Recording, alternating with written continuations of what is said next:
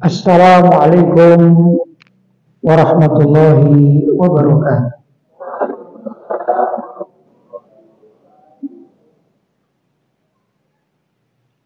Alhamdulillah.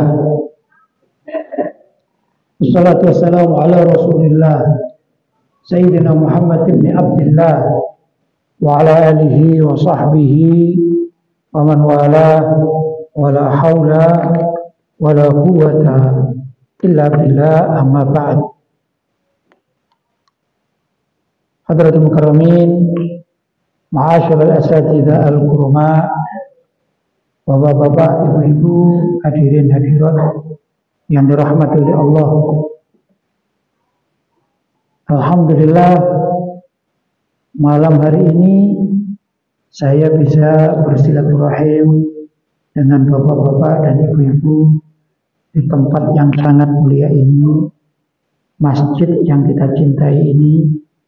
Semoga perjumpaan kita dicatat oleh Allah Subhanahu wa taala sebagai amal ibadah yang pahalanya berlipat ganda. Allahumma amin. Bapak-bapak dan ibu-ibu yang dimuliakan oleh Allah, kita hadir di majelis ini niat untuk belajar ilmu agama.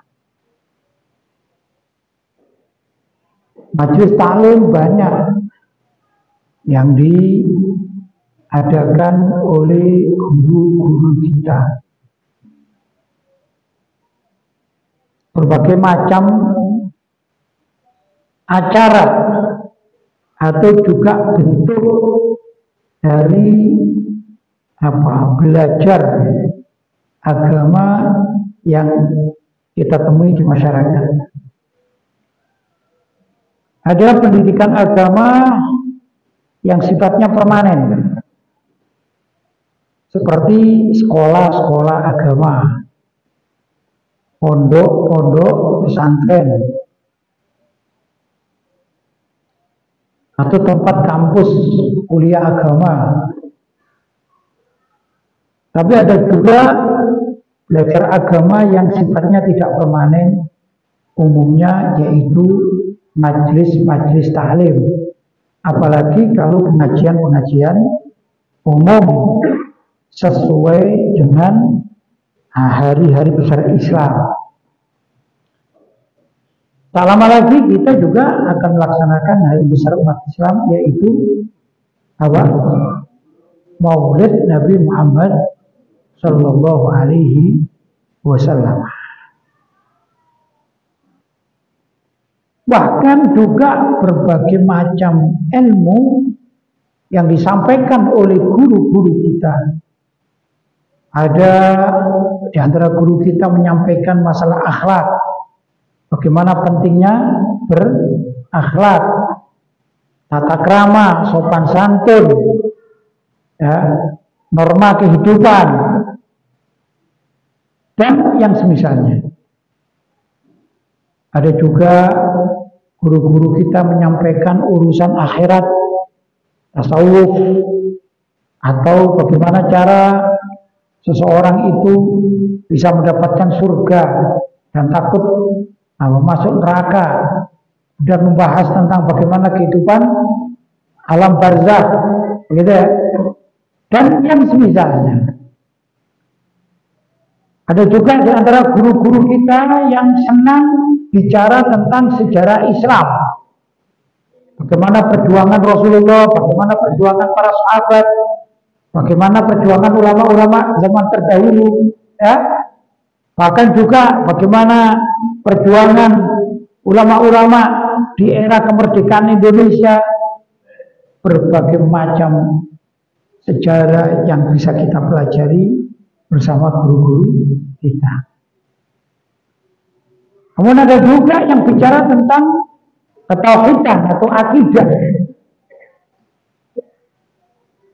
Bagaimana akidah yang benar, yaitu akidah Ahlussunnah wal Jamaah yang berkiblat di dalam ketauhidannya kepada Imam Asy'ari dan Imam Maturidi, bagaimana perbedaannya, dan juga terkait dengan dunia tasawuf, yaitu ilmu yang berkiblat pada Imam Junaid al-Baghdadi misalnya, atau Imam Al-Ghazali, atau juga di kalangan para habaib ada namanya Al-Habib Abdullah bin Alwi Al-Haddad, yang kitabnya juga dibaca oleh para kiai, para ulama ya, di beberapa masjid dan di beberapa majelis ta'lim. Metode pengajaran agama juga bermacam-macam, variatif. Ada metode belajar Al-Quran dengan cepat, ada metode belajar tata cara baca kitab dengan cepat. Metode ini sering kita dengarkan ya,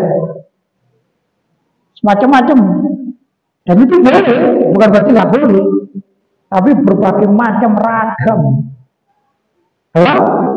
Ulama-ulama kita mengajari kita umat Islam. Kalau kita ingin tahu, ya hadir di majelis taklim, hadir di pesantren, ya hadir di tempat-tempat pendidikan Islam. Di sana dibuka semuanya ilmu itu. Kalau kita ingin tahu banyak, semakin sering kita hadir majelis taklim atau ke sekolah-sekolah tersebut pendidikan Islam, maka semakin kaya pemahaman Islam yang kita dapatkan. Ada juga ulama yang mengajari ilmu menata hati. Nah, gitu ya. Bagaimana seseorang itu kalau sholat bisa khusyuk misalnya. Ya. Bagaimana seorang itu kalau berjumpa dengan saudaranya sesama muslim tidak saling membenci tapi saling mencintai, saling menghormati. Bagaimana seseorang itu mengemas kehidupan sehari-hari yang sesuai dengan aturan syariat.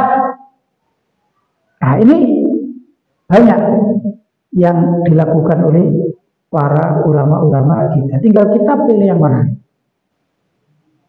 Untuk memperdalam agama, pilih yang mana.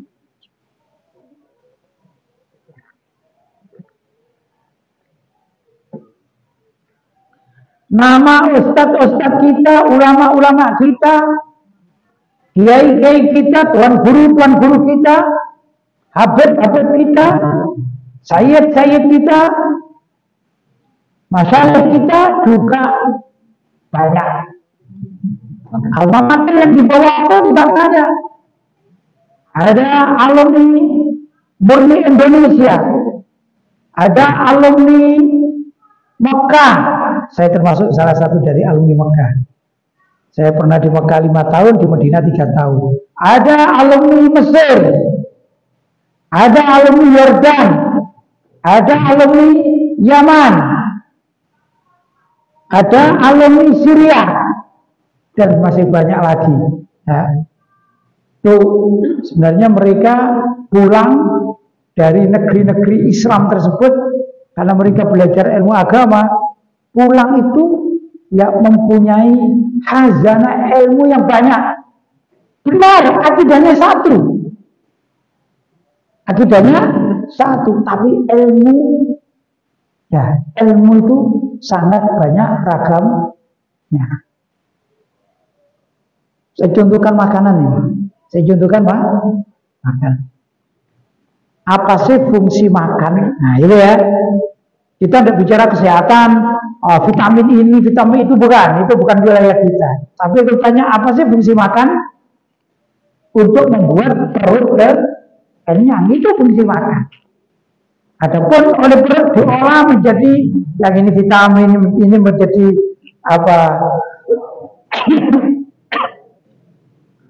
hormon apa dan sebagainya, itu bukan wilayah kita membahasnya. Tapi wilayah kita membahasnya fungsi makan adalah untuk mengenyangkan perut. Sudah ya? Satu kita ambil ini ya. Pertanyaannya, makanan apa yang bisa mengenyangkan perut? Beraneka ragam makanan. Ya, kalau dimakan itu bisa memberikan rasa kenyang ke tubuh. Wah ya, yang penting bukan racun, selesai ya. Kalau saya orang Jawa ini, nanti saya tanya orang Pekanbaru itu makanan apa saja, saya nggak tahu.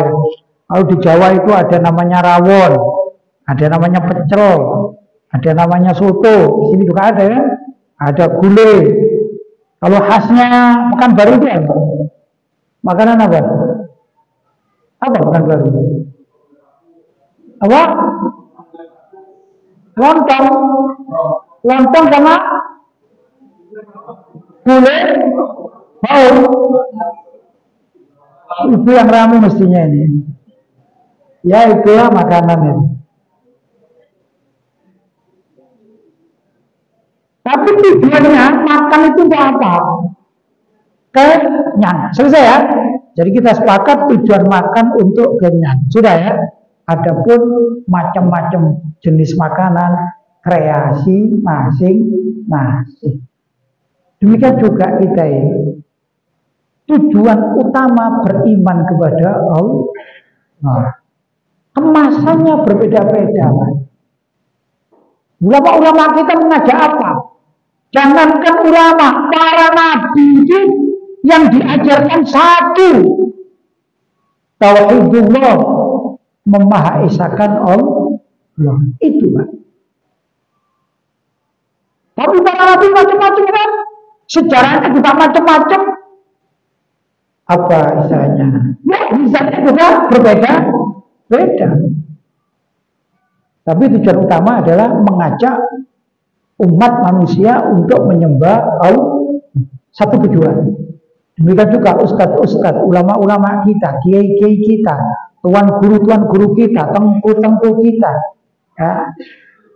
Kalau di Jawa ada gus-gus kita, di Madura ada lora-lora kita. Kalau di sini apa namanya ustadz-ustadz? Tuan guru. Apa? Guru mulia. Buya. Oh ya ada buya kita.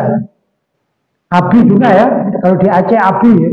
Abi ini, abi itu dan lain sebagainya ya. Itu adalah tokoh-tokoh kita. Tujuannya satu. Apa? Yaitu menerapkan ajaran dari pendidikan Nabi Muhammad Shallallahu Alaihi Wasallam. Yang Nabi Muhammad itu mengajarkan Al-Quran dengan segala macam pemahamannya, sekaligus Nabi Muhammad Shallallahu Alaihi Wasallam mengajarkan ilmu-ilmu yang berupa ahaditsun nabawi, hadis-hadis Nabi. Nah, ulama-ulama terfokus pada dua hal ini, Al-Quran dan juga hadis-hadis Nabi Shallallahu Alaihi Wasallam. Namun setiap ulama itu mempunyai keistimewaan sendiri-sendiri yang tidak bisa disama-samakan. Contoh, kita mengenal Imam Syafi'i. Apa yang kita kenal Imam Syafi'i? Mazhab fikihnya. Sudah? Padahal Imam Syafi'i itu ahli hadis, tapi tidak begitu kenal apa sebagai ulama ahli hadis. Padahal beliau ahli hadis. Sudah ya? Yang dikenal adalah fikih mazhab Syafi'i. Imam Bukhari itu bermadzhab, tapi tidak dikenal. Tapi Imam Bukhari itu dikenal sebagai perawi hadis, mempunyai kitab yang hebat namanya Sahih Bukhari. Kan berbeda. Mana yang benar antara Imam Bukhari dan Imam Syafi'i? Dua-duanya benar, nggak ada yang salah. Paham? Demikian juga ulama-ulama kita. Selagi lurus, begitu ya. Selagi lurus sesuai dengan ajaran Nabi, baik yang diambil dari Al-Quran maupun hadis, diterjemahkan atas dasar pemahaman ulama salaf ahli sunnah wal jamaah, di Indonesia disingkat sebagai aswaja, asalkan lurus, tidak bengkok-bengkok, maka ini adalah satu kelompok umat Nabi Muhammad Shallallahu Alaihi Wasallam. Adapun setiap ustadz, setiap guru, setiap buya mempunyai ilmu yang berbeda-beda. Yang satu ahli hadis, yang satu ahli tasawuf, yang satu ahli fikih, yang satu ahli dan lain sebagainya. Ibarat ibu-ibu itu ada yang ahli bikin rawon, ada yang ahli bikin gulai, ada yang ahli bikin sop, ada yang ahli bikin apa? Soto. Sedangkan bapak-bapak ini ahli untuk menikmatinya, kan? Betul ya? Ya, bapak-bapak terima jadi aja lah, gitu ya. Ya bu, yang penting apa bu? Dari bapak-bapak, duit, ada cuannya itu ya. Yang penting cuannya cair, gitu ya. Baik, bapak-bapak dan ibu-ibu, demikian juga para ulama zaman dahulu kala, para sahabat, para tabi'in, metode macam-macam, cuman tujuannya satu. Apa? Mengajak umat Islam untuk kembali rujuk kepada Allah SWT sebagaimana ayat inna lillahi wa inna ilaihi raji'un. Ini ajakah? Inna lillahi, sebenarnya kita ini milik Allah. Inna lillahi wa inna ilaihi, dan hanya kepadanya kita ini roji'un, kembali. Namanya kalimat istirja. Itu bukan hanya untuk kematian, bapak-bapak dan ibu-ibu. Itu perlu untuk dipahami. Kita kan ada.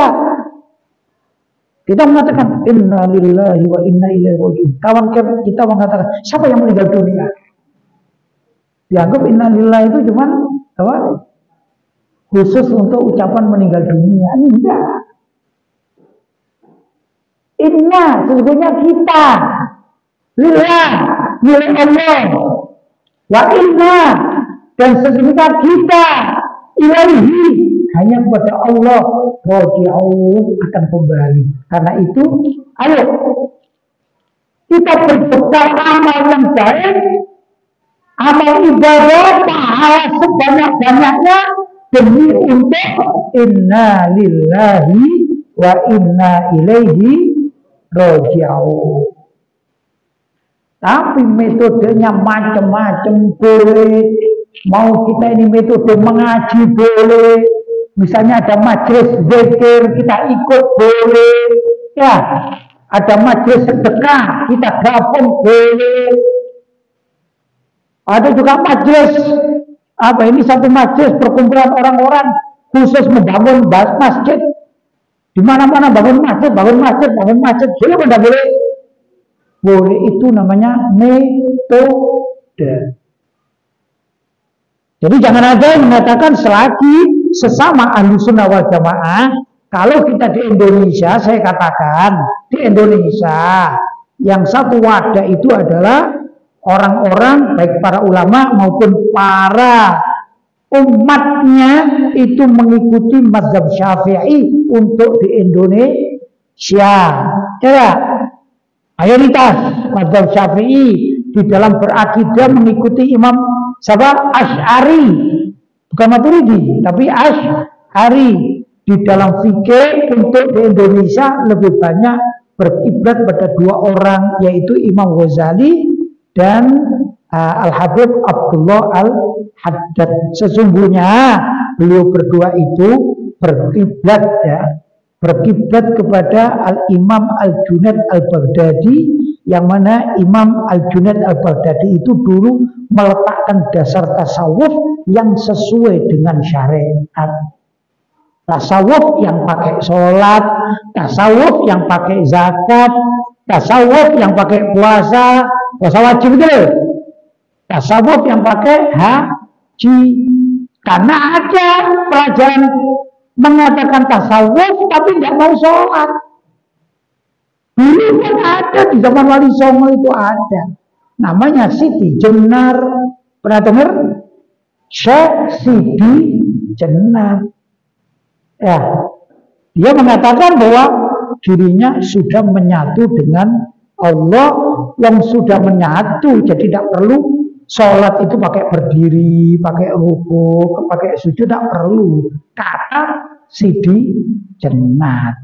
Akhirnya Siti Jenar itu difatwa mati oleh 9 wali, yaitu Wali Songo. Paham ya? Jadi kalau tanya kita, wali kita berapa ini di Indonesia yang termasyhur? Berapa? Songo. Bahasa sini apa? 9. Wali 9. Bahasa Jawanya Wali Songo. Walaupun orang Sumatera juga mendengarkan Wali Songo. Bapak-bapak dan ibu-ibu kalau ziarah biasanya Wali Songo atau dikurangi misalnya Wali 1 aja. Umumnya gimana? Wali Songo. Paham ya? Wali Songo tersebut semuanya penganut apa? Tasawuf yang berbingkai syariat. Itu 9 Wali Songo. Siti Jenar menganut namanya pemahaman wahdatul wujud, yaitu dirinya merasa sudah menyatu dengan Allah, sehingga kalau sholat cuma ingat saja, ingat, sudah dianggap selesai. Ketemu Wali Songo, murka Wali Songo, ini ajaran sesat ini. Akhirnya difatwa mati. Sekarang saya pilih, ya, bapak-bapak coba pilih, mau jadi pengikut Wali Songo atau mau jadi pengikut Siti Jenar. Wali Songo ya. Ada yang ingin jadi pengikut Siti Jenar di sini? Ada? Saya fatwa mati nanti. Karena saya pengikut Wali Songo. Begitu. Wali Songo kita tidak bicara Siti Jenar karena sudah difatwa mati, berarti sesat. Wali Songo ini pun metode dakwahnya beda-beda. Metode tidak masalah. Namanya metode. Ya. Saya tadi alhamdulillah bisa berjumpa dengan tokoh bapak-bapak dan ibu-ibu di Pekanbaru itu. Saya singgah di rumahnya Ustadz Abdul Somad UAS.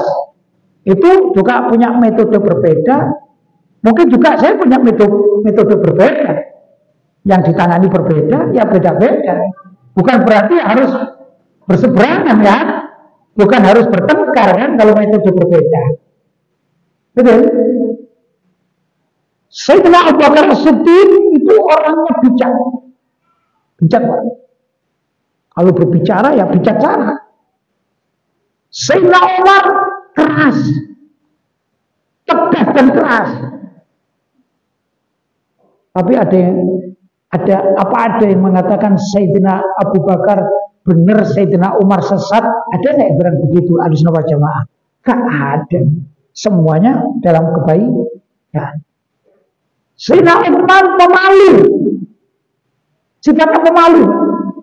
Tapi walaupun pemalu, uangnya mencair, menggerojok. Kata ibu-ibu, cuannya tadi lancar.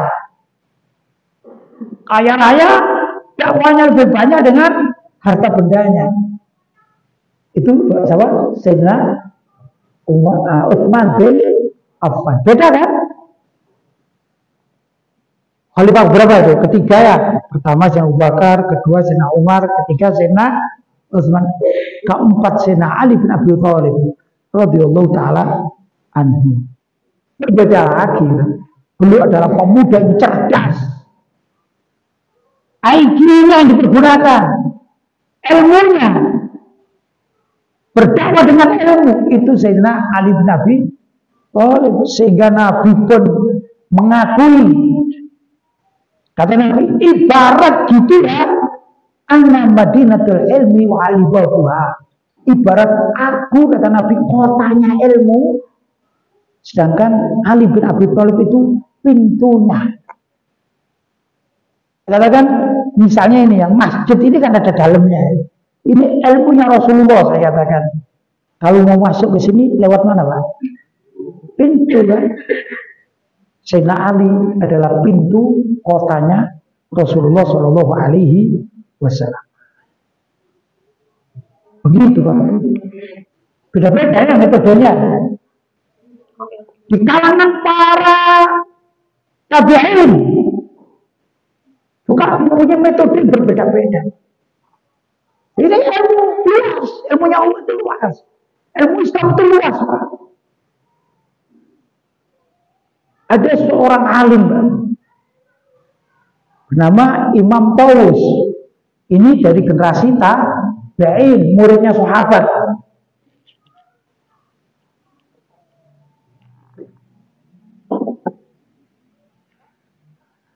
Imam Tawus ini luar biasa, alim bijaksana, dan tidak cepat marah, tidak cepat marah, sabar. Kalau saya mungkin ya lebih cenderung, saya pribadi tidak membeda-bedakan, tapi kayaknya saya lebih cocok Sayyidina Umar deh. Cocok dengan apa? Karakter Sayyidina Umar, kan tidak apa-apa ya. Kita semuanya boleh-boleh saja kan. Ada yang senang dengan Sayyidina Utsman. Ya, saya hari ini lagi perlu Sayyidina Utsman. Barangkali bapak-bapak ingin jadi Sayyidina Utsman, ketemu saya nanti ya. Mau daftar jadi Sayyidina Utsman? Ada yang mau daftar jadi Sayyidina Utsman? Ada enggak? Dakwah dengan harta bendanya ada. Ibu-ibu ada Bu? Kepingin jadi seperti Sayyidina Utsman, daftar sama saya. Ya. Karena saya sedang membangun pesantren. Jadi saya perlu Sayyidina Utsman.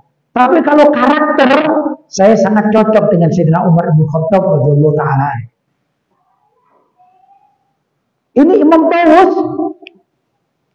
Imam Tawus itu alim. Saat itu ada kejadian unik. Ini saya katakan bijaksana, seperti Sayyidina Abu Bakar As-Siddiq. Di masa Imam Tawus itu menjadi tokoh, ya namanya masyarakat kan macam-macam. Di sana ada seorang wanita, mohon maaf ini ibu-ibu ya, mohon maaf. Ada wanita perayu, suka merayu.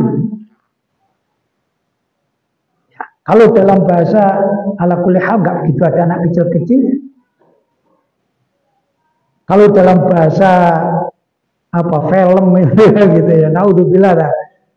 Ya ini bahasa-bahasa sudah banyak lelaki yang jatuh dalam pelukan wanita ini. Begitu. Ya? Itu wanita hidup di zaman siapa? Imam Tawus. Jadi maksiat ini paling tua itu ya gituan itu. Gitu ya, betul ya.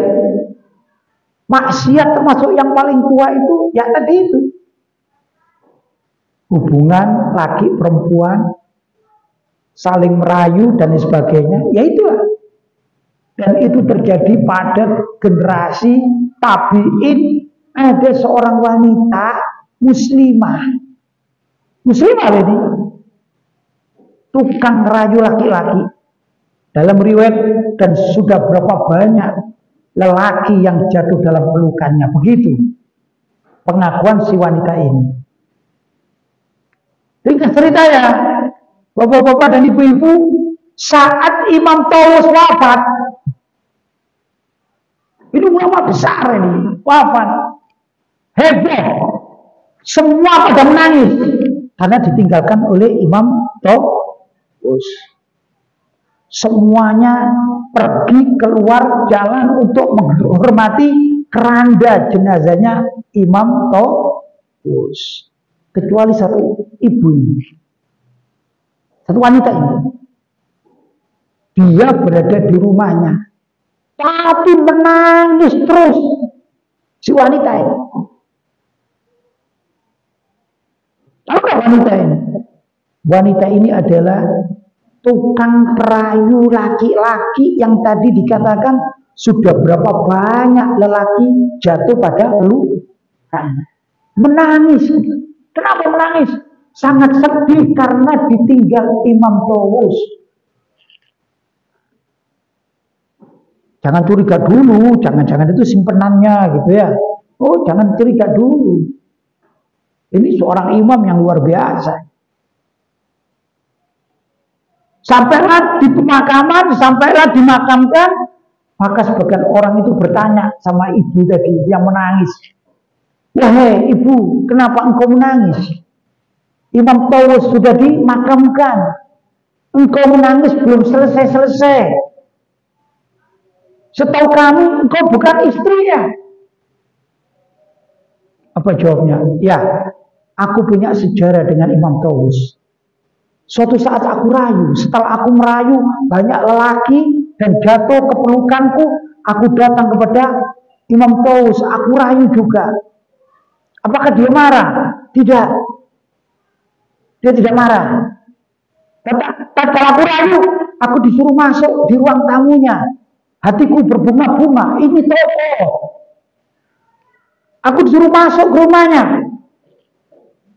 Hatiku berbunga-bunga. Kemudian aku disuruh duduk. Kemudian aku rayu. Apa jawaban Imam Tawus? Katanya, wahai ibu, kalau hari ini aku belum bisa. Kalau besok aku mau. Karena itu pulanglah, wahai ibu. Besok tolong pagi ke sini ya. Baik. Wah, ini si ibu ini berbunga-bunga, mau menaklukkan tokoh. Ya, mau menaklukkan tokoh. Esok hari datanglah ibu tersebut. Pak, nanti aja Pak, nanti.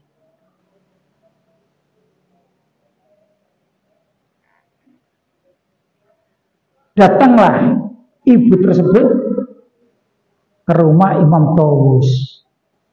Dan Imam Tawus berpakaian rapi. Ibu sudah siap? Sudah. Mari ikut saya. Ikut.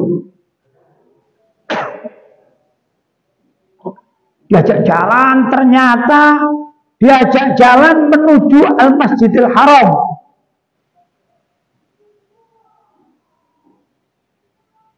Kata ibu tersebut, wahai imam, kemana engkau aku ajak? Sesuai dengan permintaanmu. Ikut saja.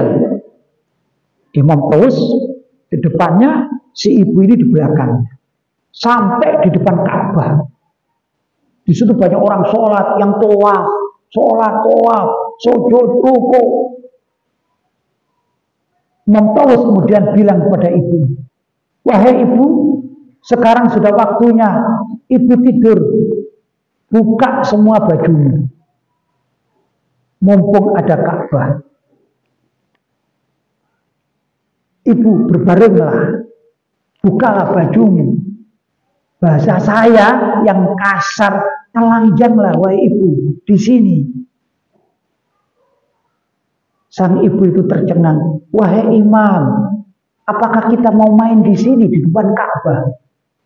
Bagaimana dengan orang-orang yang sholat itu? Imam Tawus berkata, wahai ibu, apa bedanya aku main di sini dan main di rumah? Aku tanya padamu, kalau aku main di sini denganmu, apakah Tuhan kita tahu? Ya tahu. Kalau aku main di rumah, apakah Tuhan kita juga tahu? Ya tahu. Terus ada apa? Apa bedanya? Aku main di sini denganmu dengan di rumah.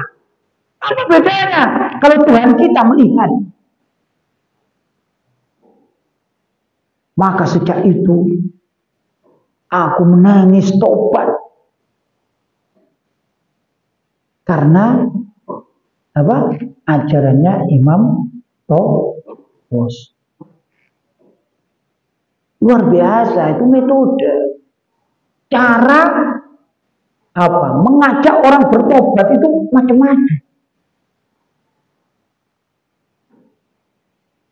Nabi Ibrahim alaihissalam cara mengajak Namrud bertobat dengan semua orang-orang Yang ngikuti Namrud beda. Apa yang dilakukan? Itu semua patung-patung, baik yang sedang, ya, kecil, semuanya potong leher, Pak. Semuanya dipotong lehernya, jatuh bergelimpangan. Tinggal satu yang besar, akhirnya apa namanya ini? Pisaunya, kapaknya Nabi Ibrahim dikalungkan di patung paling besar. Ringkas cerita, bapak-bapak juga sudah banyak sering tahu ya. Marah Namrud. Ringkas cerita dikatakan ini pasti Ibrahim ini yang ingkar pada Tuhan-Tuhan kita. Kita panggil. Nabi Ibrahim tidak takut sama orang, tidak takut ya. Kalau pada kemungkaran tidak ada takutnya Nabi Ibrahim. Seperti Sayyidina Umar bin Khattab juga begitu kan. Tapi diplomasinya bagus. Wahai Namrud, ada apa? Hai Ibrahim, aku yakin betul kalau engkau yang menghancurkan Tuhan-Tuhan kami. Apa jawab Nabi Ibrahim? Siapa yang bilang? Kamu salah. Tanya sama Tuhan yang paling besar. Dia lihat bawa kapak. Dan Namrud mengatakan, wahai Ibrahim, bagaimana mungkin aku tanya sama batu? Patung dari batu. Nah itu diplomasi Nabi Ibrahim. Wahai Namrud, al-jahil. Apa al-jahil itu? Yang bodoh. Bahasa Jawanya goblok. Apalagi bahlul. Apalagi? Ya itulah. Namrud al-jahil. Kamu jahil sekali. Tuhanmu yang besar tidak bisa nolong Tuhan-Tuhanmu yang kecil. Dan kau tanya tidak bisa jawab. Ya kenapa kamu sujud padanya? Kenapa kamu sembah? Ini yang bodoh kamu atau Tuhanmu itu yang bodoh? Si besar itu. Itu Nabi Ibrahim alaihissalam. Metode. Sebagian orang kemudian beriman, walaupun yang lain juga masih tetap atas kejahiliannya, makanya dikatakan jahiliyah, kebodohan. Nah, metode. Nabi Muhammad punya metode yang luar biasa. Nabi Muhammad dengan ayat-ayat Al-Qur'annya yang indah, yang dilakukan dengan penuh perasaan yang sangat luar biasa. Nabi Muhammad suatu saat datang kepada sahabatnya yang suaranya indah. Beliau bernama Sayyidina Abu Musa al-Asy'ari. Datanglah Rasulullah, ya Abu Musa al-Asy'ari, aku ingin engkau membaca Al-Quran dan aku mendengarkannya. Sayyidina Abu Musa al-Asy'ari itu mengatakan, wahai Rasulullah, bukankah Al-Quran ini diturunkan oleh Allah kepadamu melewati malaikat Jibril? Apa jawab Rasulullah? Ya, aku kepingin mendengarkan dengan suara indahmu. Nabi Muhammad juga punya metode-metode. Nabi Muhammad pun perang, Pak. Penting perang. Perang Badar, perang Uhud, perang Khandaq, dan banyak lagi. Nabi Muhammad komplit. Nabi Muhammad. Nah, itu metode-metode. Tidak masalah. Tujuannya satu, apa? Tauhidul mengesahkan Allah. Karena itu alhamdulillah guru-guru kita ya di Indonesia ini, yang saya lihat kalau sekarang kita di mana ini, Pekanbaru banyak guru-guru kita ya, di Jakarta banyak guru-guru kita, di Jawa banyak guru-guru kita, di mana lagi Sulawesi juga banyak tentunya ulama-ulama kita. Selagi satu kata, satu alma mater, yaitu alma maternya Ahlus Sunnah wal Jamaah, yang di dalam akidah untuk Indonesia mengikuti mazhab Asy'ari, di dalam fikih mengikuti mazhab Syafi'i, bukan berarti menolak 4 mazhab lainnya, 3 mazhab lainnya kan tidak, tapi untuk masyarakat Indonesia ya dan sekitarnya atau Nusantara maka mazhab yang dianut adalah mazhab Syafi'i sekaligus bertasawuf ala mazhab Imam Al-Junaid Al-Baghdadi,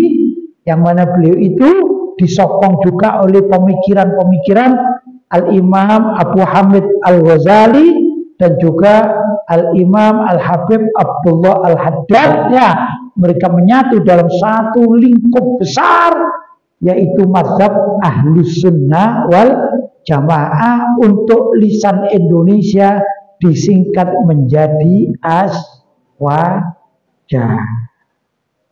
Ya, itu yang kita ikuti.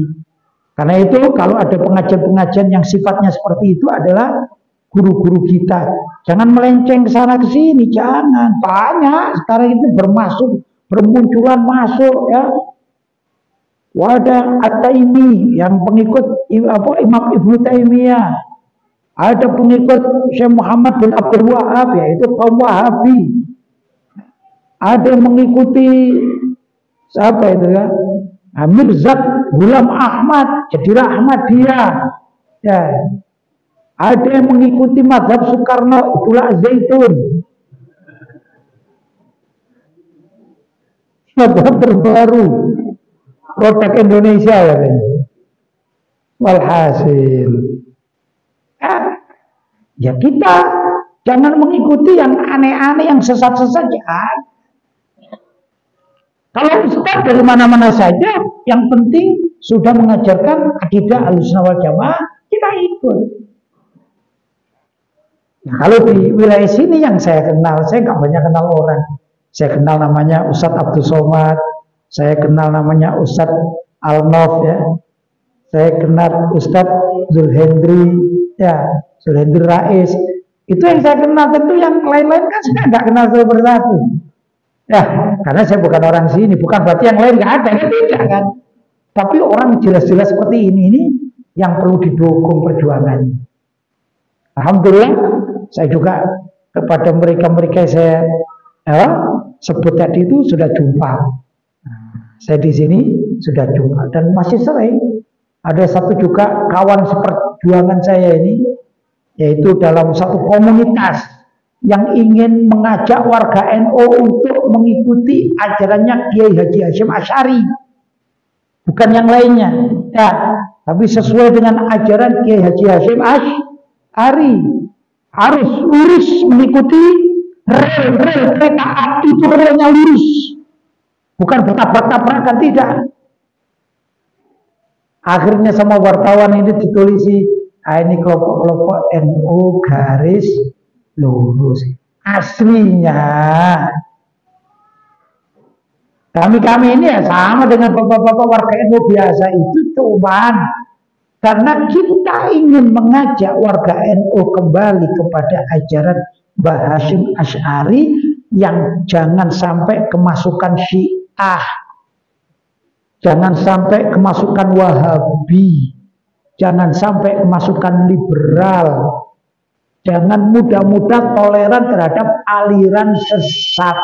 Itulah yang dinamakan NU di atas garis yang lurus. Mudah-mudahan kita semua dan waktu kita barokah di antara maghrib dan isya, mudah-mudahan kita yang mengaku sebagai warga NU kembali ke jalur Mbah Hasyim Asy'ari. Kita wajib menolak aliran Wahabi, wajib menolak aliran Syiah, dan wajib menolak aliran liberal, khususnya itu. Ya ikhwan, mudah-mudahan apa yang saya sampaikan ada manfaatnya. Kalau ada hal-hal yang kurang tepat, mohon maaf yang sebesar-besarnya. Hadza wal afu minkum. Wassalamualaikum warahmatullahi wabarakatuh.